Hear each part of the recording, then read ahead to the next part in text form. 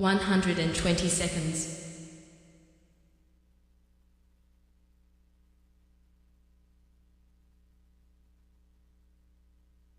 110 seconds.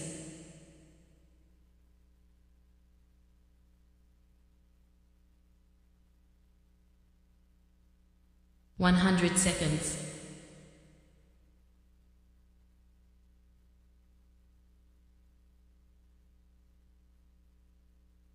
90 seconds.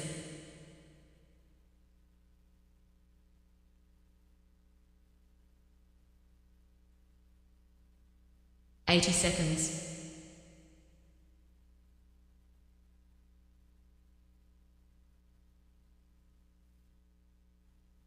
70 seconds.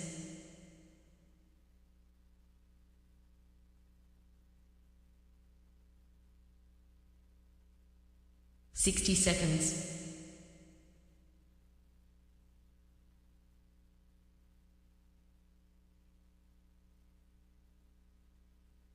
50 seconds.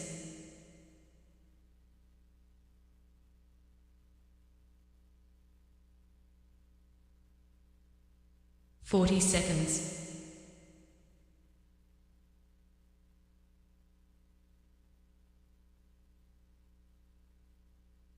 30 seconds.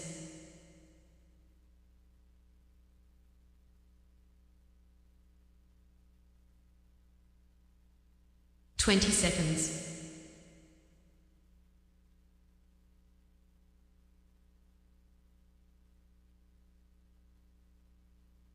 10 seconds.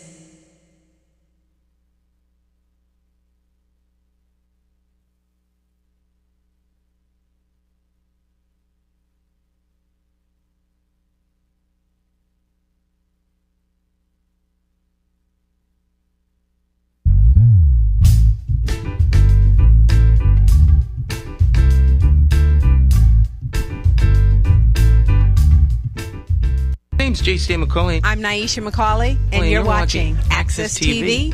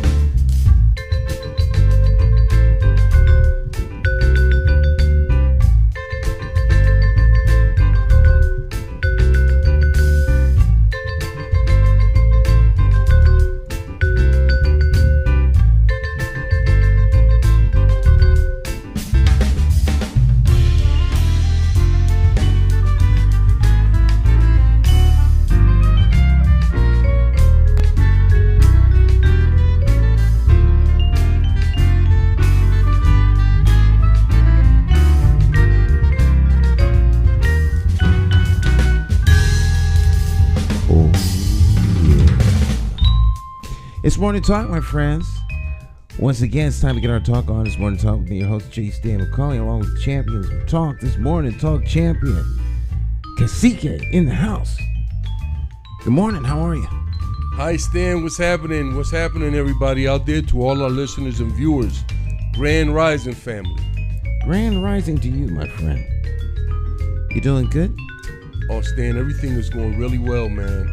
And, the shop, we had our first tournament at the Taino Chess Club on Friday, and it was incredible, man. It was just, we had 12 players. It's just wonderful energy to have all these, fantastic chess players there.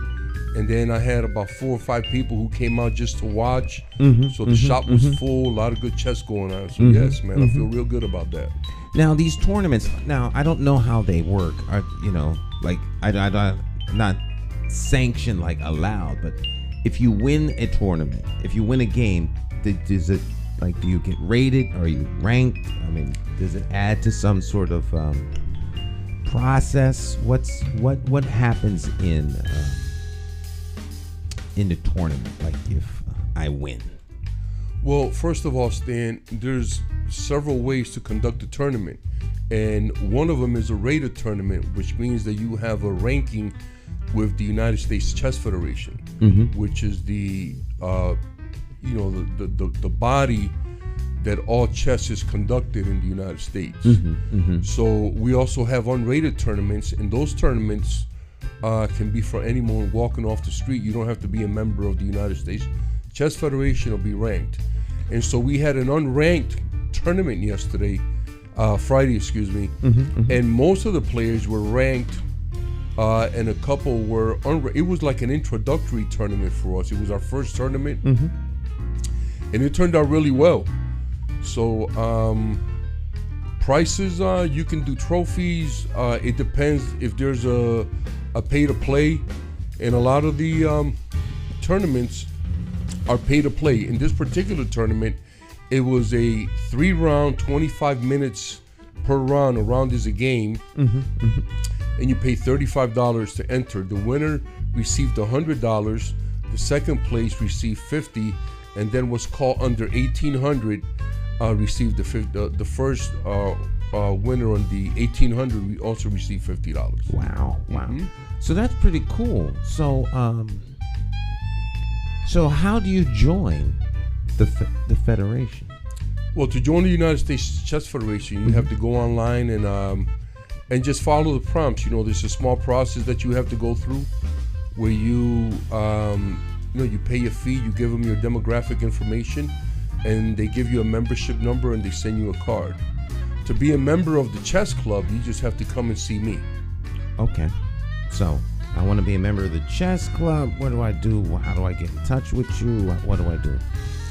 Well, you can go online. You can go online and look up the Taino Chess Club, and there's my email and my phone numbers on there. And so the daily fee is $5.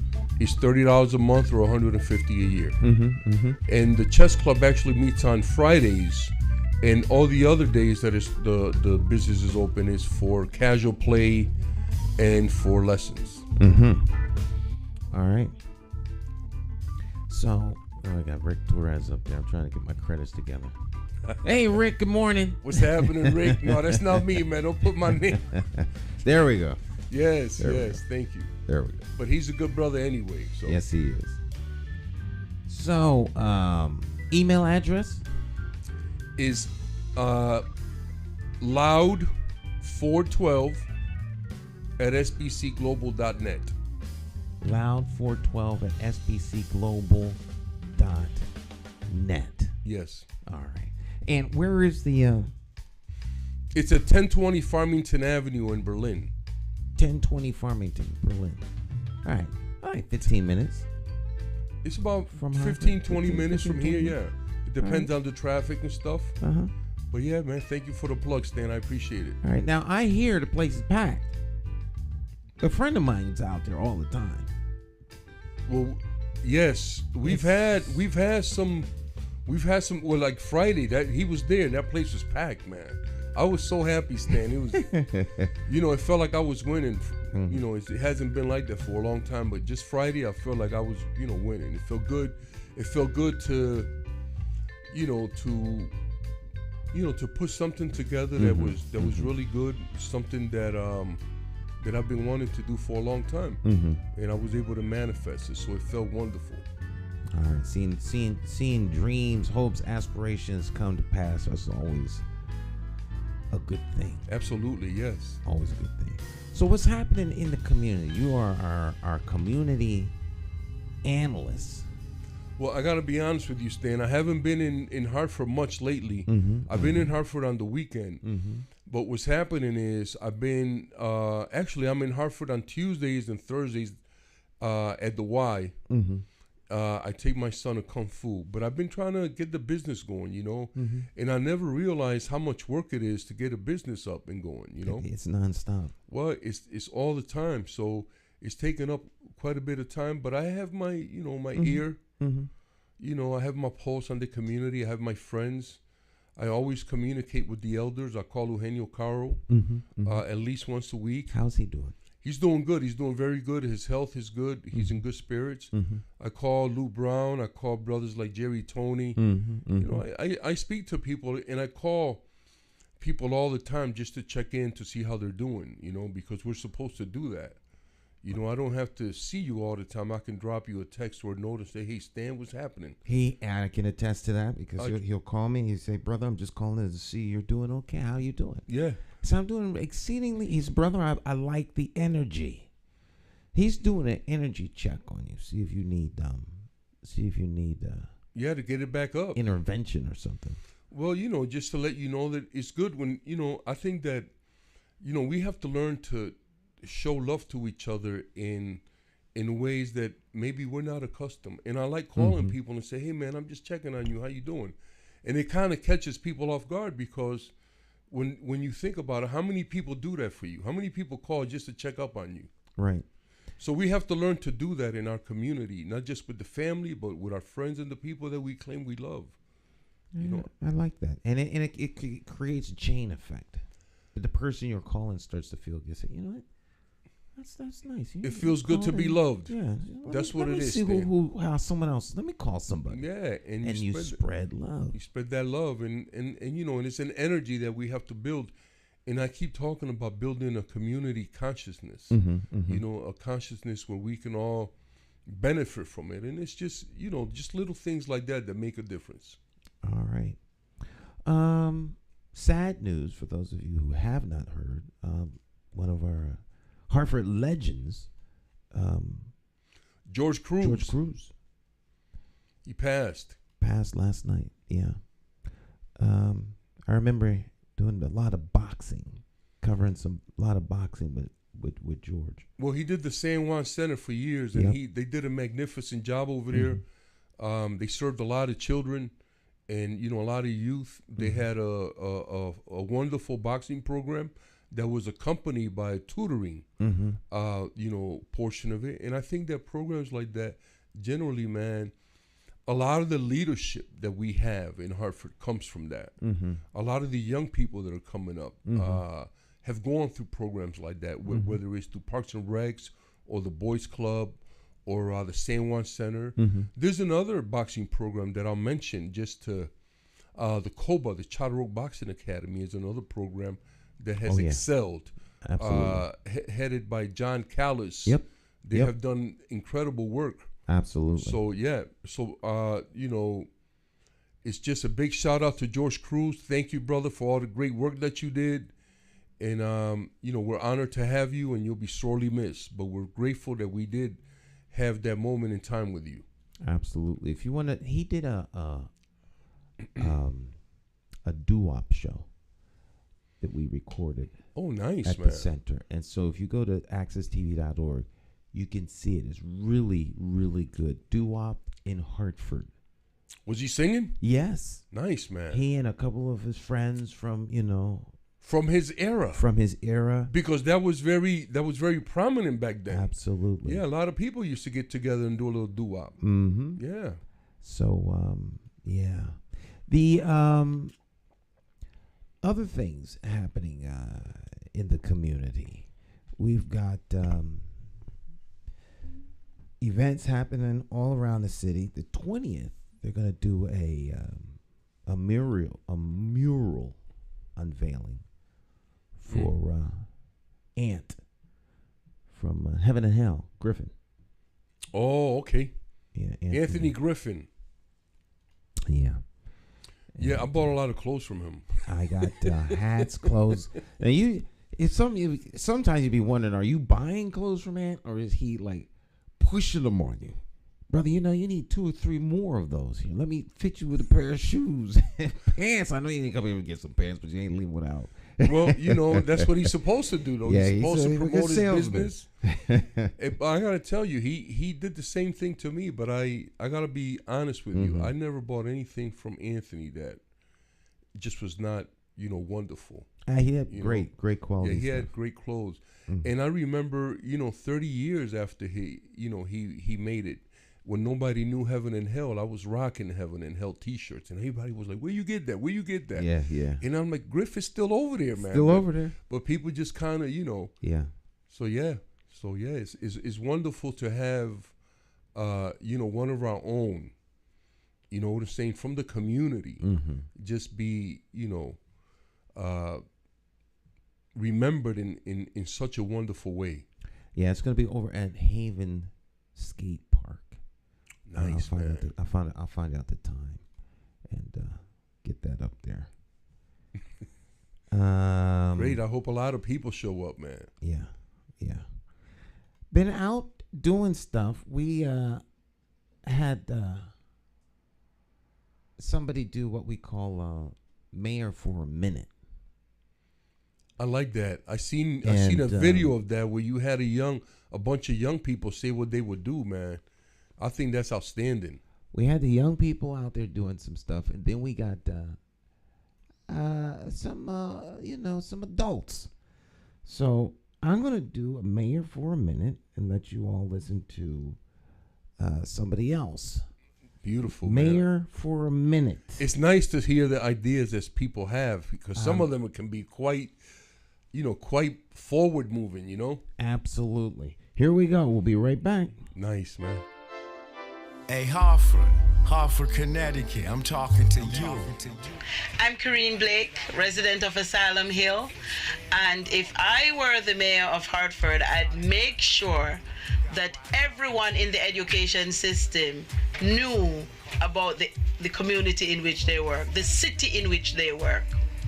Because once you know about it, you begin to value the city and you begin to serve in that fashion. I'm really very passionate about education. I'm an early childhood educator, and so I wouldn't be doing any playing around with programming and getting help to the people who work in these areas.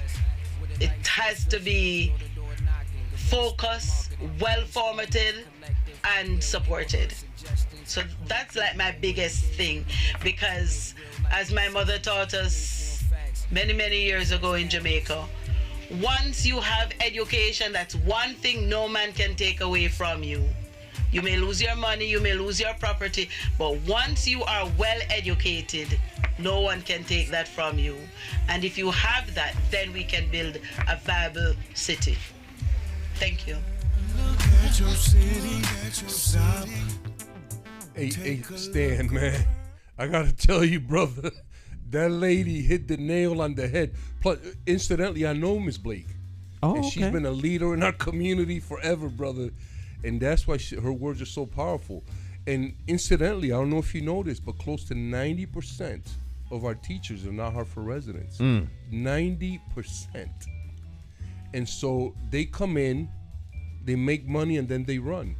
A lot of them, I'm not speaking for all of them, I'm sure some of them, but the thing is that it's hard for people to wrap their heads around this. But any black or brown person who is a teacher now, from right this moment now and before, has been supporting white supremacy and racism. They don't teach our kids nothing.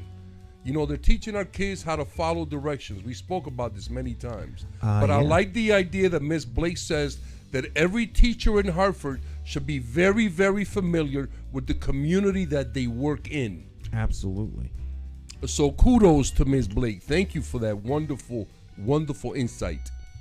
We go around and we different events that we have, and what we will do is we'll bring the mobile office, and from time to, not all the time, but from time to time, it's the studio. We have it configured for studio, so to speak, and when we do, we give people an opportunity to sit at the desk and tell us what they would do if they were mayor. But when it comes to education, the bottom line of education is the kids. Nothing else really actually matters. Like, what's the impact on the young people? If the young people aren't walking away with improved education, better capacity to contribute to their community, then we're missing the mark totally. And well, and I think Ms. Blake has a wonderful idea that we have to expand on, right? Mm-hmm. And for me, it her idea is like an African or an indigenous village where everybody knows the hierarchy, right? So the teachers should know whether everything that's going on in that community, Stan, who the leaders are, who the elder leaders are, who the youth leaders, what kind of stores. Is there a pharmacy in that community? Is there a grocery store in that community? Is there a nearby hospital? And they should become familiar with that, and even spend some of that money they earn in our community here. Don't just earn it and take it out. So I think that it's just a wonderful idea, and it kind of takes that corporate feel that schools have now. And anything that's corporate is probably terrible for the community, Stan. Well, the school should be the center of the community. Absolutely. Every school should be the center of the community. And so I think one of the things that happened when they did, I'm not like an anti-school choice person. However, the school just like down the street from you ought to be a school that's of such high quality that's the school you would want to go to, and then that's the school that serves Black community. There's no better place to be in touch with the community right there than the school. And the school administration and the teachers should be leaders in the community. And you can't really be a leader if you don't live in the community. Well, and the thing is, Stan, and I said this 20 years ago, and I guess we're going through this thing with the magnet and the charter schools, right? But back in the day, before they had all this stuff, Stan, Black and brown folks would try to kick white folks' doors to send our kids to their schools, right? And I used to say that. And I remember folks like Thurman Dickinson and others were angry at me because I said that. I said our schools should be good enough that white people are kicking our doors down to send their kids to our schools. Absolutely. So what they did is they tricked us, right? Instead of investing money in our neighborhood schools, what they did is they created these magnet and these charter schools and put all the money into them, and now we don't have the goat or the rope. We lost them both. All right, we're gonna take a short break. When we come back, we will be joined by none other than the one and only Dr. Maya Bowen. And it's great because she has a lot to say about education. So yes. All right. Stick and stay. Don't go anywhere, my friends. We will be right back. Morning Talk.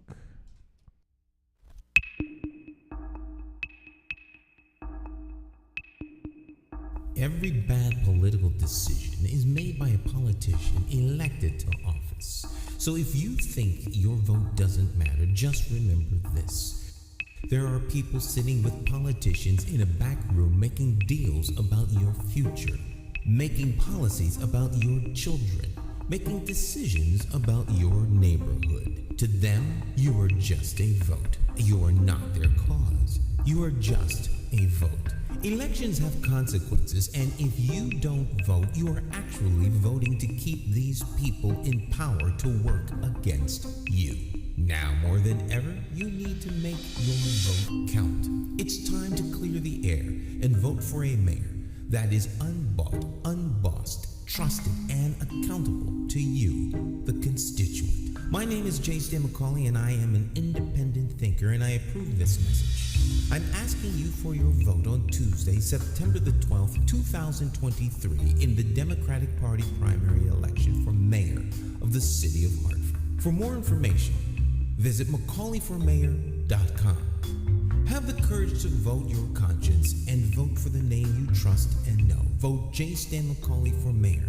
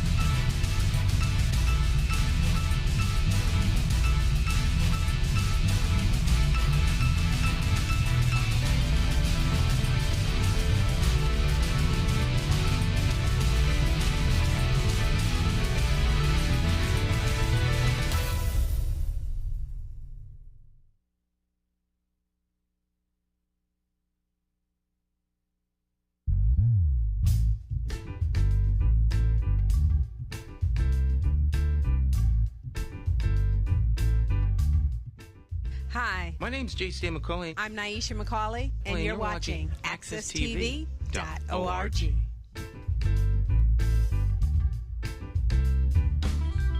Oh, yeah, my friends. Welcome back. It's Morning Talk. I'm your host, J. Stan McCauley. Along with me, of course, we have the champions of talk. We have Cacique in the house. We also have Dr. Maya Bowen joining us. And we're going to continue the conversation. Of course, you all out there are here with us this morning, too. Let's welcome Dr. Bowen. Dr. Bowen, how are you doing? I'm pretty good. I'm at a rest stop right now in Natick. We call it Natick instead of Natick. Natick, it sounds like it used to be Natick, but out here it's Natick. You should have threw an Y in there. Natick. Anyways, I digress, but it's an awesome, beautiful Wednesday morning. I'm glad to join you all. Well, it's good to see you, and we understand that you're in transit. So she's stopped a little while to give us a visit. So if she drops out, we'll just hopefully wait for her to pop back in. Give me a second. Let me see. You're here. This up here. You're here. Oh, okay. You're here. Okay, We can see you. You might freeze up, but that's I okay. hear you all we're leaning into the whole schools being a part or central to the community. Absolutely. Yes, I would agree with that. There's a few things that have to be taken into consideration in regards to that, because when you stop to look at the foundation, you have to define community and identify what members that make up that community believe community really is, so everybody's on the same page. Interestingly enough, individuals come from outside of the area, and then the question becomes, do they realize what's actually going on inside the perimeters of the community at large, in terms of whether individuals are bombarded by a lot of extra things that could impact the children during their daily educational journey. And so if it is that when they leave the school building and they can have a peaceful night's rest, that doesn't necessarily mean that the children are environments that allow for the same to happen, so that allows for them to actually be ready to actually engage in learning on the next day. So, Dr. Maya, Stan a few moments ago posed a question to me, and I want to pose that to you as the, education expert. he said that when teachers receive a raise, there's a positive impact on them. And how does that raise impact how does that raise impact children positively? I missed a portion of that. Sadly, I'm getting some type of feedback that is not allowing for the volume to come in that great. Okay. So I heard something about positivity. Could you just restate that for me? Yeah, Stan said that when teachers get a raise, they're impacted positively by that raise. And how does that raise impact our youth positively? You have to step by case basis, because if a teacher is doing their job, then it's going to trickle down to the students, right? But if the teacher is not doing their job, then the raise is just a raise for them, and there is no benefit to the student. I mean, it's not rocket science. The question ultimately becomes whether or not the teachers that are in their respective classrooms are actually teaching. Mm. And that's a case by case basis. It, I can't answer it wholeheartedly in terms of it being something that will be consistent across the board, but it would definitely be a case by case basis. and So is there a rubric? or if they didn't get a raise, regardless of why it is that you do what you do, the focus has to be on the children that you teach, whether you are going to get paid or not. We all know that we work for money. However, the reason why you're there should not be solely because of the paycheck, but because it is going to make a positive and productive impact on the educational journey of the children. Plain and simple. Well, then that would mean that a volunteer parent that comes in and helps out in the classroom might have more of an impact than a teacher or a staff person. And I mean, the janitor or the custodian could have a positive impact. So it's not necessarily, because you always hear, especially politicians, will talk about how we need to give teachers more raises, because I think the teachers union is ultimately what they're aiming at. But you never hear anybody say, well, we need to give the custodians a raise so that the school will be better and have a better impact on the children, because the custodian union doesn't have as much influence as the teachers union. Well, the reason that argument hasn't come up, Stan, is because it'll come up now that you presented it. That's been saved for the teachers own that argument. But once the custodians figure out that nobody really owns it, they can also use it, then we're going to be in, we'll hear about it, man. Yeah, but the impact on the young people. Say that again. Definitely have that for consideration. So think about this: if it is that the school building is a learning environment, then no matter what the position held by the adult in the actual building, they are all educators. So if it is that we stripped away position and title and actually looked at the community being based on adults who are educators, everybody falls under the umbrella of educators, no matter what their title, then it is where we find community actually engaging in and taking seriously and having a heart for the children based on how they impact them in a positive and productive way. If you are just looking at titles and position and power, as well as influence and money, then the actual impetus of the focus is off cue. You gotta think about how it is that you're impacting these young people, because they know how you're impacting them, whether or not you realize it or not. When they become adults, that stuff, positive, negative, and indifferent, that sticks with them. And I know it true to heart, because there's some stuff that happened to me in the school system that I still retain, and it made me think about how it is that I interact with individuals of all ages, and they showed me one thing. They showed me how not to be in terms of the negative types of things that actually occurred. So you got to be very careful. You're making an impact as an educator. Strip away the titles, positions, the money. You're an educator. Wow. So then it's an education it's an educational community. The once you walk in that building, it's a whole community. Everybody should be an educator considered. And that's an incredible point that you make, Dr. Maya. But here's the issue for me: that I've worked with people, I've worked with individuals, and I'm going to name them, right? I've worked with individuals who had more of a positive impact on our students than all the teachers and all the other staff and the principal put together. And they were never valued. They have never been given their position for the wonderful work that they do with our children. And they have never been given the monetary value that they deserve. I'm going to name Kim Bridges. Miss Kim. Miss Kim, okay? Miss Kim, I worked with her in a couple different schools. And everywhere that I worked with her, she was the man. The woman, the person, whatever you want to call her, she was it. Okay, she took Fox Middle. When Fox Middle was at its worst, we brung her in. And the cafeterias were completely out of control. The principals, the vice principals, the security, the teachers, nobody could do nothing with them. These kids used to just go out of control. I would say when it is that you have a heart for the youth, you're not doing it for acknowledgement because you know this is a thankless job. But that's right? that don't make that don't hold on, Dr. Maya, that don't make it right. It would be nice to be acknowledged. I understand that. It would be nice to be acknowledged, but despite the acknowledgement, you still are going to do what you do.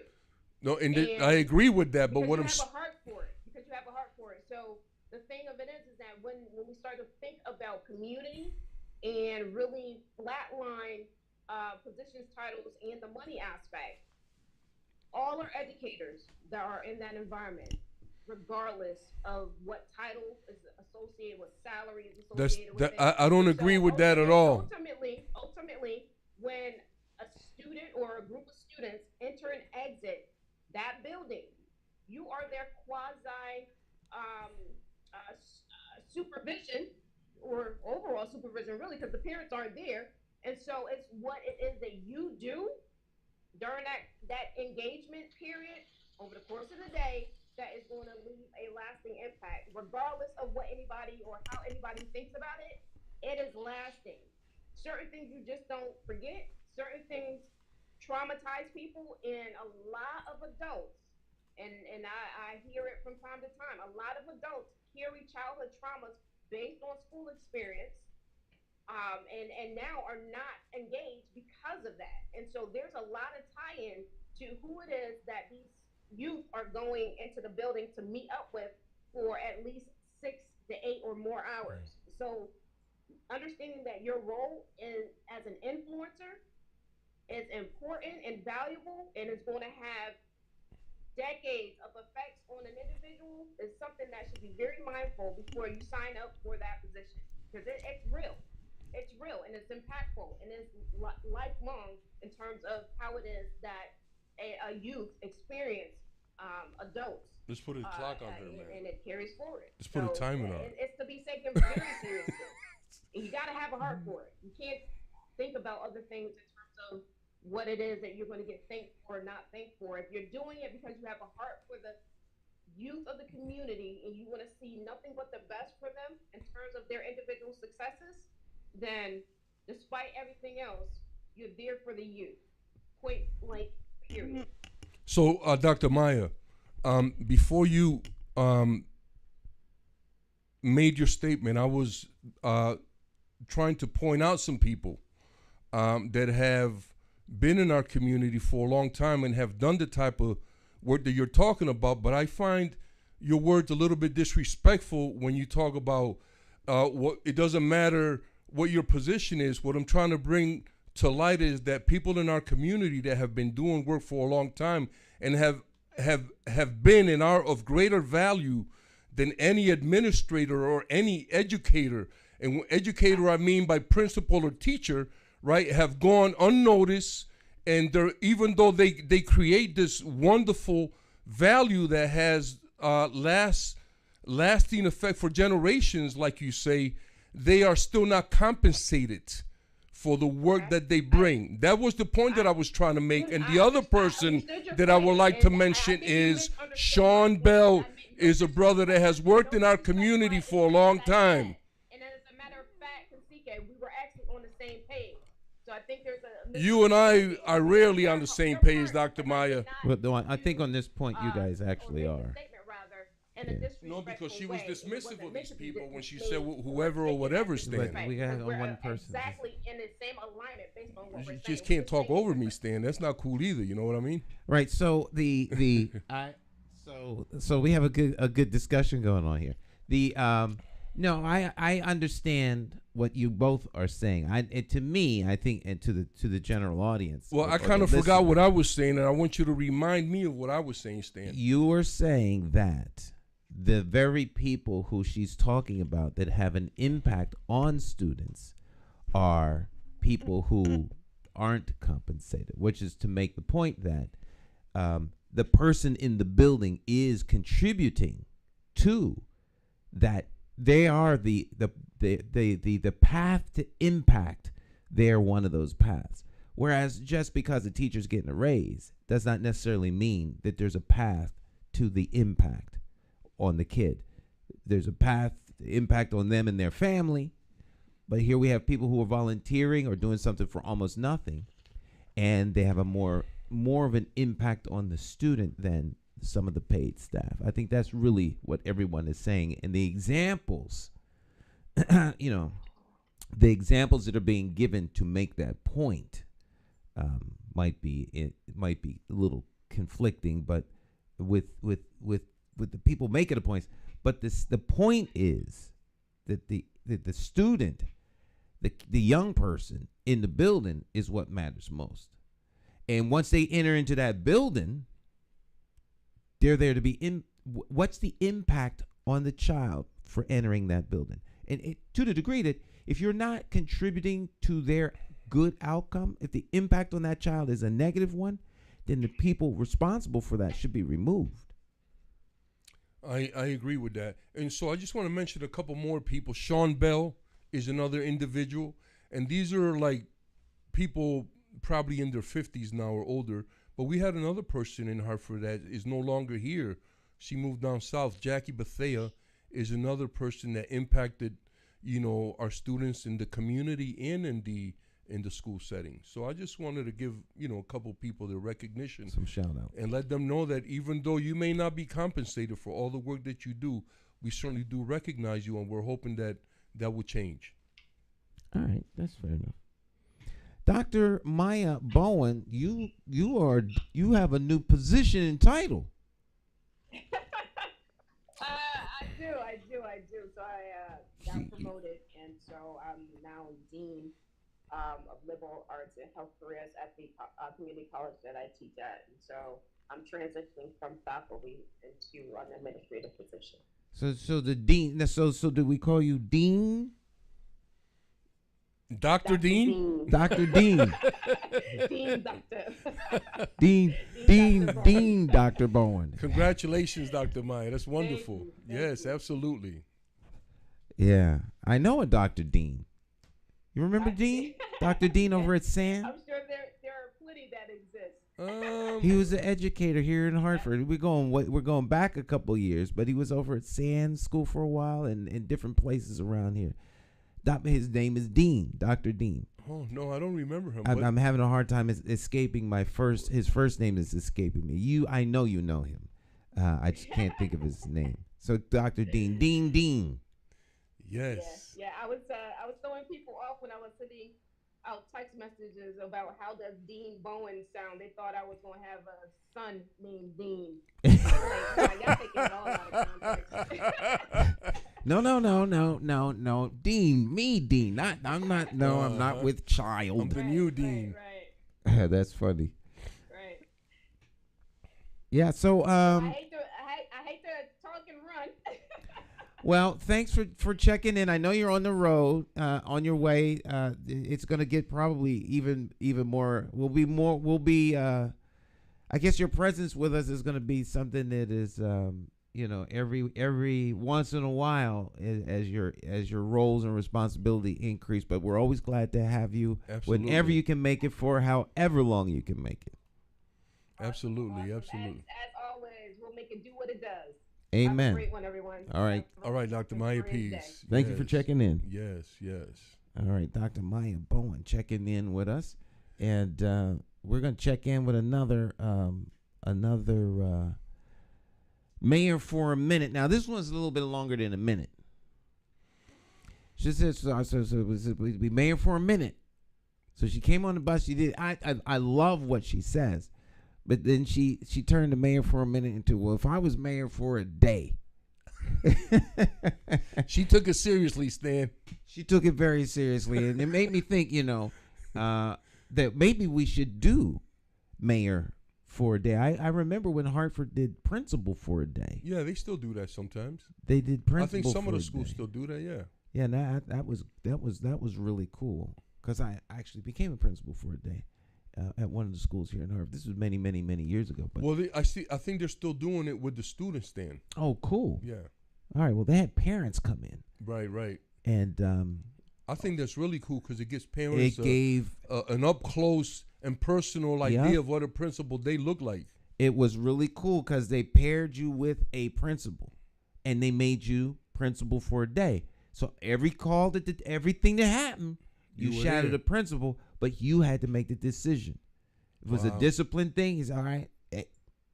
Work with it. Mm-hmm. Now you got this teachers, students, emergencies, and so you were with it, and it gave a much different perspective, and it was pretty cool. Yeah. So I like that concept because, like I said, it introduces parents to what a principal day look like, and I got to say this: police officers and principals and people that have those jobs, those are some of the most thankless jobs that you can ever imagine.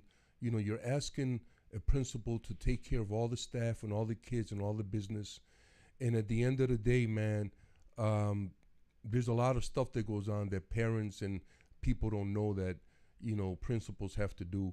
I'm not an education fan as far as what the system is, but there are people out there that are trying to do their best, and to those people, I take my hat off. But we have to change the system, and there's no way around that because our kids aren't learning, Stan. It's like I said before, the smartest black and brown kids in America, they're picked out because they can follow directions. Compliant few. Yeah, and they're not picked out because they're building or they're creating or they're inventing anything. They can follow directions. That's unacceptable. I agree with you 100%. They're compliant. Yes. They do what they're told. And we have to and now what I'm urging parents to do is to force these districts to introduce the African American and indigenous curriculums. They have them. They haven't rolled them out. They still don't want to make African American studies a course. They just want to make it like a little program that they teach the kids. They don't want to make it an ongoing thing. And you can't teach African American and indigenous history in passing. You know what I'm saying? This is a lifelong learning experience for us. So I don't know what people are thinking about when they come up with this stuff. We have to really fight for this kind of thing, man. Well, we're gonna do this here. Mayor for a minute. For a minute. For a day. Nice. Mayor for a day. If I were mayor for a day. Stick and Stay, we'll be right back. Morning Talk. Hey, Hartford, Connecticut. I'm talking to you. Hello, good day, good morning, good afternoon, good evening. My name is Tracy Ann Johnson, and if I were mayor for the day, I would pay close attention to the importance and significance of education, wellness, mental health, advocacy, early childhood education, the significance and importance and value of love, ownership, pride in our community. If I were mayor for the day, I would definitely create partnerships between law enforcement, being that I have worked in criminal justice in a variety of capacities for over 16 years. I have experience working as a substance abuse counselor within the prison systems. I have since left that environment, and now I am extremely involved within the Hartford community as a parent leader, as a wellness advocate, as an education advocate. I know firsthand the impacts of childhood trauma, environmental traumas, urban trauma, lack of education within the community, and the significance of empowering our children to know and truly understand who they are and what they have the ability and potential to become. As I have learned as a resident of Hartford and a proud resident and alumni of Hartford Public Schools, education opens up the doors for opportunities, and the reality is that with education, all things are possible. The sky is literally the limit.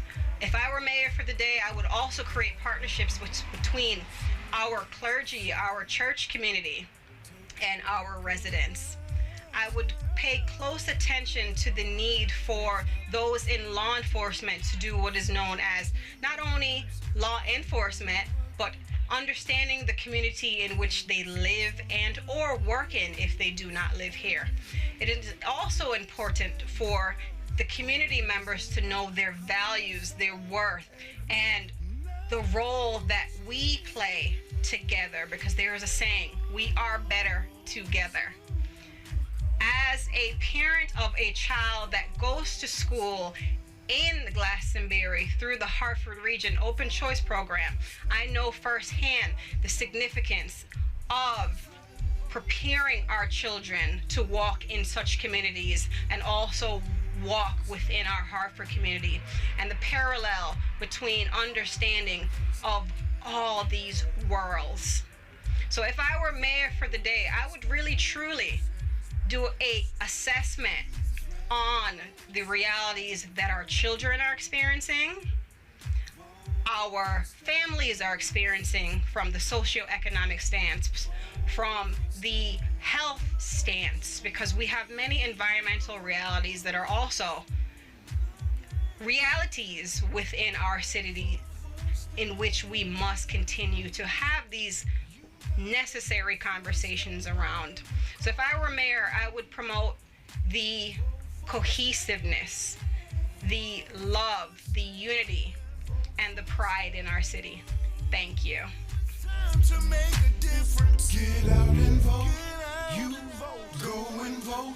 We can Well, I got to tell you, Stan, I really enjoyed a lot of her views. But when I hear black and brown people talk about education, man, it terrifies me, because we're still pushing the same stuff on our kids that was pushed on us. And it's like we can't get it. We can't get past that. But I would urge people, when you talk about education, talk about the correct type of education, and understand that the education that our children are receiving today is not the correct education.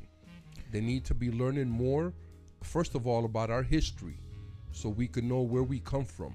And they need to learn basic things that they're going to use day to day. Okay, changing a tire, learning how to create a bank account for yourself. Financial literacy. Financial literacy is so important, because a lot of us don't learn that, because we leave it to somebody else. You know what I mean? So we need to get off of that nonsense that we're on all the time, and just stop kissing. All right, somebody else is behind. Let's create. Let's do some wonderful things, and let's demand better for ourselves, our families, and our community. It's simple. It is. To me, it's extremely simple. I remember having a conversation a couple years ago with the president of Central Connecticut State University, and she said all change in education takes 7 years. Now I said, I'm not an educator, but it seems to me that this is not as complicated as everyone's making it out. She said, well, actually it is. And she broke it, you got union this, you got this person, this, that. There's so many things in the way. So I say that to say this. One thing that the mayor of the city gets to do is appoint people to the Board of Education. 5. 4 are elected, and the chief elected official gets to appoint 5. If you were mayor, not necessarily who would the 5 be, but what would you be looking for in the 5? Well, first of all, the first thing I would do is I would eliminate that nonsense with the 5. I wouldn't want to select 5. I would select 1 or 2 at the most. And it would be, something it wouldn't be a big deal. I would want all the rest to be either be voted in or be picked by the council members, because the council members have more contact with the community, I think, and I would leave that to them. But what I would be looking for someone, a candidate for the Board of Ed, would be a person of color, male or female. I would like for them to speak Spanish or understand the culture and the nature of the type of colonization that Spanish-speaking people around the world have been put through, because Hartford is a majority Spanish-speaking town. So we're going to get our respect, right? And then it should also be a person who is familiar with the customs of the Caribbean people and of African American customs. You know what I'm saying? And also African customs, because there's a lot to learn. So I would want a person who is well-rounded in African and indigenous culture and in African and indigenous traditions, because that's the kind of stuff I want our kids to learn. Because our kids are learning to be corporate, and when you're corporate, you are part of this capitalist society, and when you become that, then you can't see people as humans. You could only see them for their monetary value, and when they don't have any monetary value, then they don't exist to you. So we need to get away from that type of thinking. So that's the kind of people I would be looking for. I like your idea about appointing the 2 and then the 3 to the council. Although per charter, currently right now, the excuse me, the mayor has to do the appointing. I think there might be confirmation by council, but I would consult. And I actually had this conversation with one of the town committees. They were doing some interviews, and so chiefs, like the police chief, all the major appointments, absolutely, that impact the community, I would use, because you guys start somewhere. So I would be using town committee members and NRZ members. NRZs, yeah. Those would be the 2 groups I would ask to put forth the candidates. I think those are great ideas, because these people are the ones they're active. They're active. They're in touch with the community. And Stan, I would caution against that, right? But that's a good idea. It's a good start. Right. But I will caution, because the NRZs and the town committees a lot of times are politically active. Right, but they're not socially active. Right, but there's a difference. Right. And now the town committee, in theory, now this is in theory, should be the closest representative to the people, because they're elected. So people want to talk about accountability in government. The first people in government that should really be held accountable are town committee people, because they're elected. Well, here's the thing that I said to Yolanda Castillo, Edwin Vargas, Ramon Arroyo, Manny Gonzalez. This was like the leadership. 30 years ago, I said to them, we should have a class in the community to educate them on what it is that a council member does. What does a town committee member, what are their responsibilities, what are their duties? What is the responsibility of a state rep? What does a state senator do? What does the U.S. senator do? What does a congressman do? Because I can tell you right now, I can probably ask each of the elected council members in Hartford the responsibilities of each of those people that I mentioned, and I guarantee you that more than half of them won't know what the hell it is. So if the elected officials don't know, how do we expect the citizens to know? So what we need to be thinking about, Stan, is educating our people on the responsibilities, the duties, the obligations, whatever words you want to use that these people are supposed to be doing, and then we can hold them accountable. But if I don't know what you're supposed to be doing, Stan, but I know that you're doing something wrong, and we went to court, and I said to the judge, I don't know what he's doing, but he's doing something wrong. That judge is going to laugh me all the way out of court. Right. You know what I'm saying? Yeah. So education, once again, the right type of education is vital. I think the reason I was offended by Chris Murphy in Washington when he said that he didn't know why black and brown people don't vote. He asked that question. And I said as much to him. He asked, answered the question? No, he asked. He asked why they don't vote? Yeah, he said he didn't know why they don't vote. And so I'm going to tell you why a lot of our people don't vote. I think that a lot of our people don't vote, Stan, is because they're completely ignorant of the political process. They just know that the mayor's supposed to be in charge and the council people, they don't really know exactly what it is. And so I urge people who are running for office to make sure that you lay out your understanding of what your responsibilities are as a mayor and the council, and help people understand, because the best type of voter is an informed voter, Stan. Absolutely. Well, you know, the charter,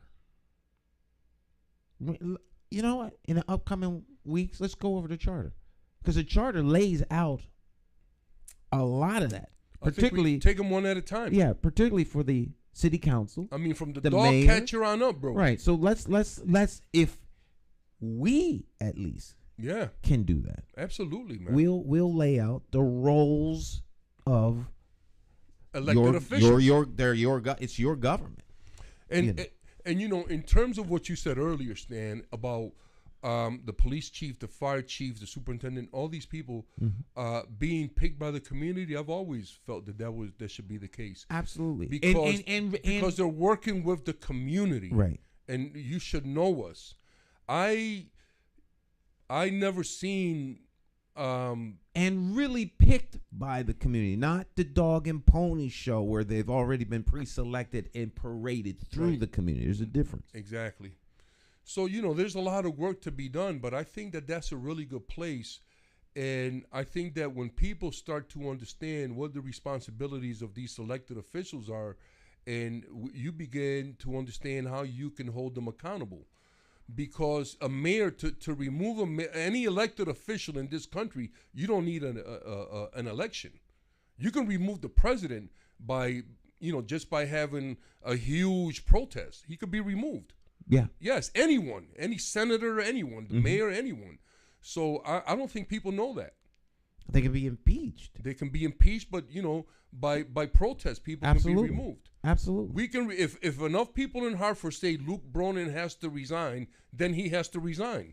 We don't need an election. You know what I'm saying? They have to leave, and it's the will of the people. Well, it's the people's government, despite what some may think. It's actually the people's government. Stick and stay, don't go anywhere. We will be right back, my friends. How do you define evil? Is evil the pedophile school administrator or taxation without representation? Is it the gatekeeping community leaders who sell out the very people they were elected to fight for? Or is evil the politician that puts out lies and takes in cash? However you may classify evil, having to choose the lesser of two evils still leaves you with evil. Nowhere does this rule apply more than during an election for mayor. Choosing a candidate who is the lesser of two evils still leaves you with evil. No wonder so many people don't vote. It's time for the constituents to flip the script and vote for a mayor you can trust. My name is J.C. McCauley. I am an independent thinker, and I approve this message. I'm asking you for your vote on Tuesday, September the 12th, 2023, in the Democratic Party primary election for mayor for the city of Hartford. I, like you, am an independent thinker. So let's sit down and talk about my path to victory and why my 5-point plan for Hartford will work. Stop listening to the uninformed evil interests that tell you I can't win. For more information, visit McCauleyformayor.com. Have the courage to vote your conscience. Vote for the name you trust and know. Vote McCauley for mayor.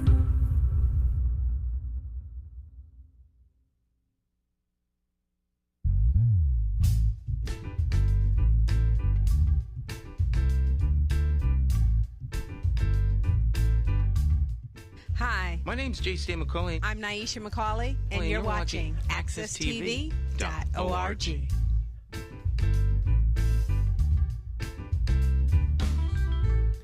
All right, my friends, welcome back. Sitting here talking with my good friend Kasika, and it's morning talk. So welcome back to the conversation.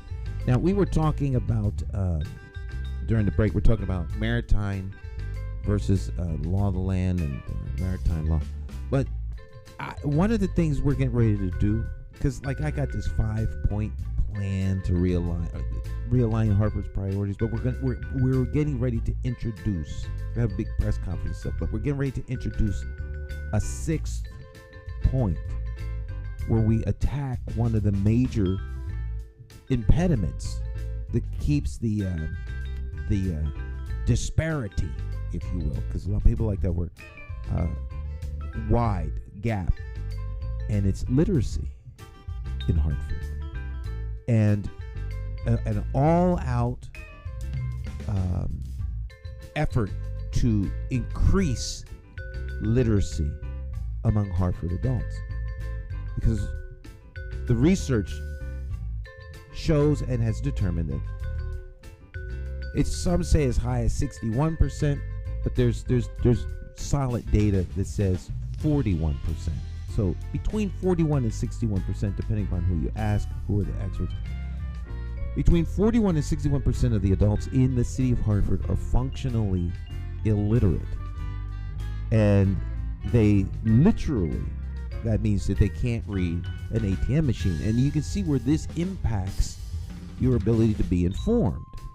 And so if we need to do financial literacy, we need to do just regular literacy in general, all the way across. And I think that is essential to building community within our city, because otherwise you have that mentality of, well, they know best, so I better listen. And I don't want to ask no questions. That's what's killing us. And that's what's killing us. So it's interesting that you will use that statistic, Stan, because if 40% of our population are functional illiterates, what does that say for the Hartford school teachers? And what's a lot of these adults started off as kids. That's exactly what I'm saying. So let me share this with the audience. Promotional graduation. About 20 years ago, there was a study done at Weaver, and the average grade level for students at Weaver in math and in reading, third grade. Third grade. That's the grade that they determine prisons. Okay, and so here, Stan, once again, why are we talking about stuff like this? And what has happened since then? Where are our kids now? So see, this is what I'm saying. We're paying people a lot of money. We're giving them great benefits. We're giving them great retirements. And I want to be clear about this. I am all for that. Right. When they're doing what they're supposed to do. Right, and they're not doing it. If 40% of our citizenry is functionally illiterate, and I know people are going to jump up and say, oh, no, that's not, all those didn't come, they didn't graduate, blah, blah, blah. No, they're Harvard. I'm pretty sure that that's a very accurate number. It could be higher. You know what I'm saying? So once again, Stan, our population, our black and brown people don't vote because they're not informed. Right. There's a high percentage of illiteracy, which is definitely a contributing factor because, like you stated earlier, people will simply say, I'm gonna vote for this dude because Stan voted for him. I don't really know what he do. I don't know, but my boy Stan voted for him, so we gotta get away from that nonsense. Absolutely. We have to get away from that. They have to be informed. So if you can't read the names of the people on the ballot, then you either have to vote for the row or you have to ask somebody. And so what you wind up having is a system of bell cows. There's nothing wrong with community leaders. Please don't misunderstand what I'm saying. But you can't vet or double check what someone's telling you. Like, where can you go get the information, the data, and say, well, you know what? I looked up who you told me to, and I read through what they had. I listened to some of their stuff, but they're pretty almost there. I got some issues I need to ask them about. You can't. You can't verify anything if you can't read these things. And school systems, and this is almost borderline criminal. School systems talk about, well, how do you increase parent engagement? Well, if the children have parents who are functionally illiterate and parents are semi-intimidated already going to the school and made to be small and belittled, what parents gonna come to the school who knows that they are functionally illiterate to be embarrassed by a teacher who feels intimidated because the parent wants to come to school and ask a question about the kid's education? So they should be using the schools as centers where adult education happens after the school closes, where there's recreation things going on in the school. Back to what we were talking about at the beginning, where the school is the central contributor, that the center point of impact in the community should be the school. Absolutely, Stan. And study after study have shown, brother, that when a school shuts down, that community falls apart. They just go right to blight. And so we have to make sure that we protect our community schools, that we invest in them, because that's an investment that's going to yield a very high interest. If we're teaching our kids the right stuff, that's an investment in our community schools is an investment in our children, in our families, and in our community. When it's done correctly, when the community's involved, when they got the right stuff going on in there, yes, that's an investment in ourselves. So yes, I completely agree with you. All right. If you want to contribute to the conversation, all you do is drop your messages in the chat section of whatever you're watching. If it's YouTube, if it's LinkedIn, if it's Twitch, if it's Twitter, you can, or Facebook, you can drop us messages and we can see them.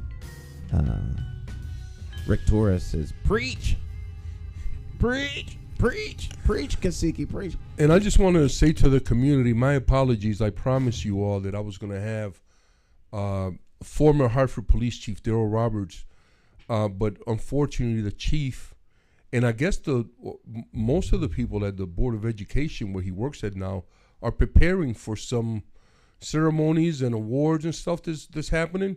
So he was unable to make it, but we'll get him back on. And while I'm on here, I just want to say that once again, Brian Evans, man, this guy, man, Brian, he is getting our kids their licenses. He's making sure they graduate. He works for the Peace Builders. And Brian, I just got to give you a huge shout out, man. I'm so proud of the work that you're doing, brother. Thank you so much, man. Might be Teacher of the Year. Who is that? That they're preparing for. Every year they have a big. It's a big event. It's usually, well, they have a couple because they got graduations coming up. Right. So they got a lot of stuff going on. It is that time. It is that time. Almost June. So. But we'll get him on here. Yeah. We'll get him on here. He's a man of his word, and he said he's coming on, and there shouldn't be no issue with him. Yeah, I'm looking forward to having him on because I want to ask him some questions relative to policing police leadership, and just him in general. I think he would be incredible guest then, because all the years that I've known Daryl Roberts, he's been a straight shooter. Yes. He's not gonna come in here and blow no smoke or none of that. He's gonna come and he's gonna answer the questions to the best of his ability, based on his knowledge of the question. And I think I think that those are the type of guests that I enjoy. I don't think we've had one on that wasn't like that. No. But those are the type of guests that are very, very engaging, because the audience can feel, that these people are being honest and straightforward in how they present themselves. So I have a couple other people lined up that I want to ask to come on. So all right, we should be having some very interesting guests coming on. I'm looking forward to hearing from them. Absolutely, I'm looking absolutely forward to it. Any shout outs? Well, Stan, I have to shout out Kevin Zimmerman and a brother named Matt for organizing the chess tournament at the Taino Chess Club. It was wonderful. We had 12 players participate. It was a very high number for the first time. And I want to shout out a couple brothers that come by all the time and support me. Andrew Tucker, we call him Tuck.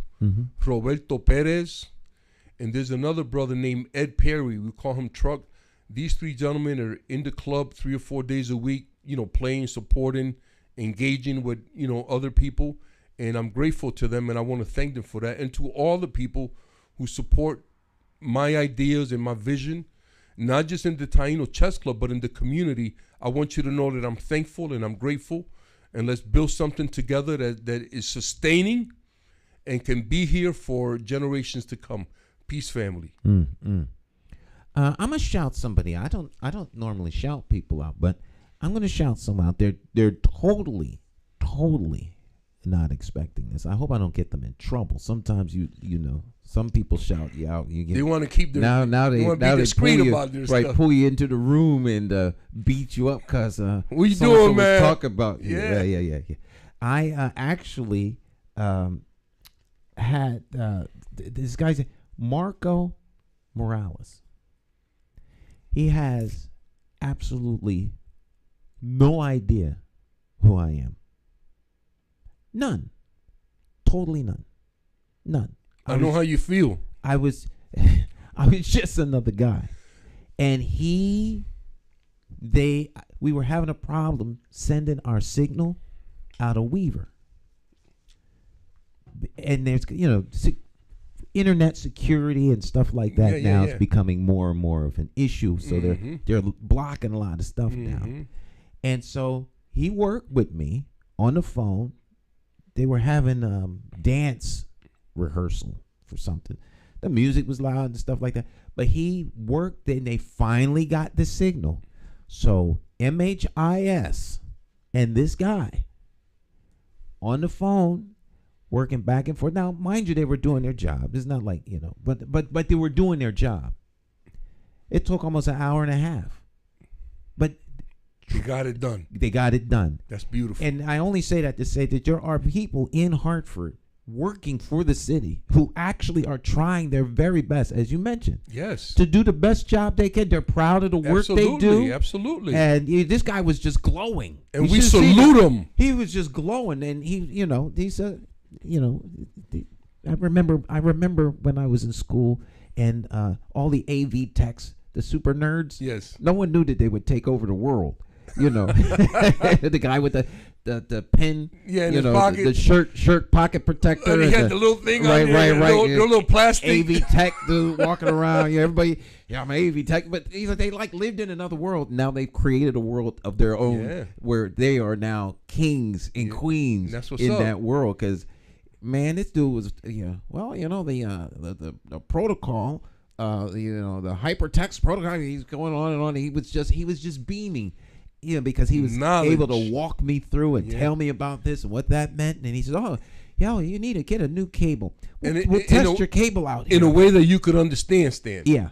That's beautiful, man. He was breaking it down. Nice, man. Breaking it down. Outstanding. Yeah. So shout out to Marco Morales. Yes. Good job, brother. Hartford Public Schools and MHIS. Good job of representing Hartford Public Schools, man, in a positive light. you know, and although I have been critical of the superintendent and the policies, I do respect the people that are trying to do their best, that are taking care of our children, that are protecting our children. I salute you every single day. Change is coming and it's going to be positive. And for people like the people that I mentioned, like Brian Evans and Sean Bell and Miss Kim, we're working to get some things to you. We're putting your name out there, and we want you to be rewarded for all the wonderful work that y'all do. A young lady like Sahar that works with Kim, and all these other young people, man, out there, we recognize you, and we're going to elevate you because that's what we're supposed to do. So keep doing the wonderful work that you're doing because we're all grateful for that. Thank you. Hartford's got talent. You better believe it. We have lots of talent. Absolutely. Joe Young just did a Hartford's Got talent show. It was over at the Bushnell. And as a testimony to Miss Kim, because it seems like everything she touches turns to gold. Oh, my goodness. Because she's that good. Yeah, she's incredible. The grand winners of the whole contest were two kids, the Miss Kim. They were like her kids. They were under her tutelage. And they were the youngest people in of all of the performers. Yeah. And they got out there and they knocked it right out the park. And when they announced them, as I'm getting chills, goosebumps just thinking about it. When they announced the way Joe did it, the whole place was electric when they won, because in your mind you're like, they really should win because they are good, but you just didn't think that they were going to win. They were like the tiniest little kids, and you almost wanted to make sure they got a consolation prize if they didn't win. Right, because they're so and they little. wound up being the grand winners. Wow. I mean, it was just phenomenal. But my daughters did stuff with Miss Kim. Every young person who she interfaces with, she leaves an impact on. And I think for the most part, from what I know, most of them have done very positive and have done well for themselves. Yep. So see, this is what I mean. I don't want to understate, Stan, the importance that these folks that I keep mentioning every week have on our community. And I want to know what the wealthy, the well-to-do black and brown folk are doing. I want to see some envelopes in their mailboxes with something for the wonderful work that they do. They deserve that. And if you've made it enough where you can do it, what are you waiting for? You know what I mean? But before we end, Stan, I just want to say one more thing, man. I'm concerned that I haven't heard anything from you about a Juneteenth celebration. You know that the Bushnell does some nonsense every year. Is the Juneteenth for white folks is what I call it. The year that I went to your Juneteenth celebration, it was family. It was crafts people were there. It was wonderful entertainment. And what's going on? Are we having something this year? Or what, man? Let me talk to my wife. Talk to the boss, Stan. I mean, now that you mention it, it's just like all of a sudden it's June. Yeah, man. What's going on, man? We might be. Don't tell me y'all planning a 4th of July celebration and you forgot about Juneteenth. No. But with the campaign and all of the other stuff, and you know, it's just a gathering, brother. And right, but we could perhaps turn. So as soon as we get off the air, you'll have an answer before you leave the house. Yeah, man. We need that, Stan, because we need to promote that. That was a phenomenal. I'm telling you, man. My wife enjoyed it. I loved it. You know what I'm saying? And I've been looking forward to the next one ever since then, but it hasn't happened, man. All right, we will, and the pandemic is over, and so I'll talk to my wife. Let's see what we can do. We get a little food in there, a little music, man. Let's get together, man. 4 weeks. We got a lot of things being in plan right now, but that could be something that we pull off. So we'll talk about this before you leave. I just don't want you to, as a leader in this community, brother, I don't want you to forget like I said about those other people. The same thing with the holidays that we celebrate that are ours. We should never take it lightly that we need to be, doing things to promote that. All right. Well, we'll make it happen. Well, I'm right close to that, but I can't say that until we're right on the edge of making it happen. Okay. All right. Yeah. Hey man, what a great show We'll today. see. Thank you, Stan, man. Thank you. Outstanding. Outstanding, Thank brother. you. And I hope your back feels better. I'm in pain, brother, Yeah, I can because tell. my back just spasses out and it goes down to my hips. Yeah, and it he's, feels like he's a sitting in deadening here pain. pushing through. You have no idea. He's sitting here pushing through the pain. Yeah, we're trying to make it happen, but we're all right, you know. All right. Y'all send positive energy to him. Thank you, family. Thank you so much, man. Incredible. Thank you, everyone. Enjoy the rest of your week and do the best that you can. That's all that we're asking. Do the very best that you can, and we will be very, very appreciative of that. All right, my friends. We will see you next time. Y'all go out and have a great rest of your day. We'll see you next time. Bye bye.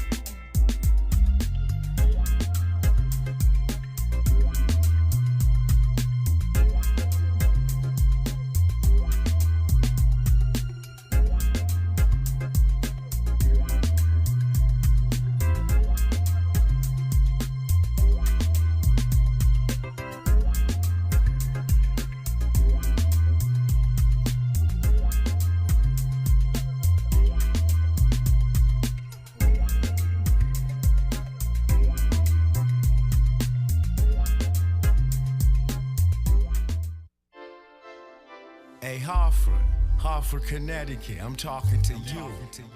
I'm Corrine Blake, resident of Asylum Hill, and if I were the mayor of Hartford, I'd make sure that everyone in the education system knew about the community in which they work, the city in which they work. Because once you know about it, you begin to value the city and you begin to serve in that fashion. I'm really very passionate about education. I'm an early childhood educator, and so I wouldn't be doing any playing around with programming and getting help to the people who work in these areas. It has to be focused, well formatted, and supported. So that's like my biggest thing, because as my mother taught us many, many years ago in Jamaica, once you have education, that's one thing no man can take away from you. You may lose your money, you may lose your property, but once you are well educated, no one can take that from you. And if you have that, then we can build a viable city. Thank you. Look at your city, stop, take a look around. Hey, Hartford, Hartford, Connecticut, I'm talking to you. We gotta get out and vote. Vote for Stan McCauley. It's our time. We gotta rise up and take it back. Vote for Stan McCauley. Vote for Stan. You gotta vote for Stan McCauley. Vote for Stan. Vote for Stan. Oh yeah. It's more than politics than just what your social covers. And it ain't somewhere written down in bold letters. Don't just take my word for it, do your research. Think of your future, look at your bigger picture. Shooting tie, clean up, unity for the righteous. Plotting on action, hands-on access. With a light source vision, door-to-door knocking. Guerrilla style marketing, brainstorm as a collective. Real neighborhood suggestions. Only we know what it is where we living. To make real life decisions. Move on facts, make it manifest back. You gotta vote for Stan McCauley. Vote for Stan. Vote for Stan. Vote for Stan. Oh yeah. Look at your city. Stop. Take a look around. Is opportunity flow into your house? Are you working? Wait, can you save some money? And is your neighborhood safe? Or is it a homicide every night?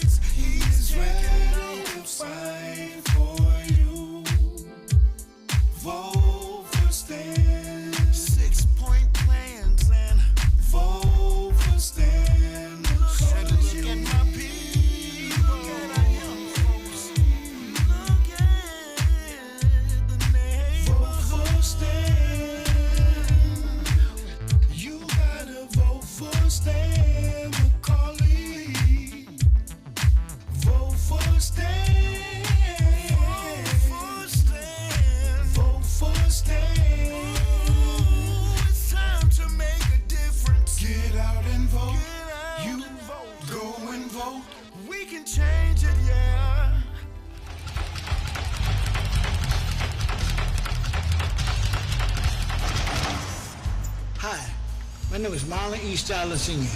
Many of you may know me as the two-time welterweight champion of the world. I'm here to tell you that Democrat J. Stan McCauley, as our next mayor, will fight for you until the last bell. Help me throw a knockout punch. Go out and vote for Stan the man. My name is J. Stan McCauley, and I approve this message.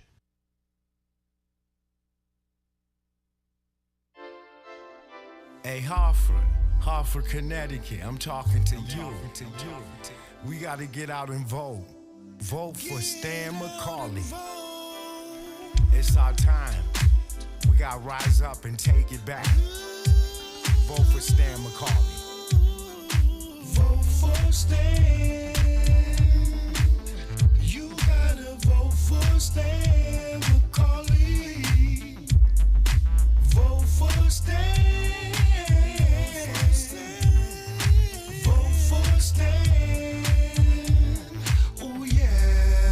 It's more than politics than just what what your social covers. And it ain't somewhere written down in bold letters. Don't just take my word for it, do your research. Think of your future, look at your bigger picture. Shooting tie, clean up, unity for the righteous. Plotting on action, hands on access. With a light source vision, door to door knocking. Guerrilla style marketing, brainstorm as a collective. Real neighborhood suggestions. Only we know what it is where we living to make real life decisions. Move on facts, make it manifest back.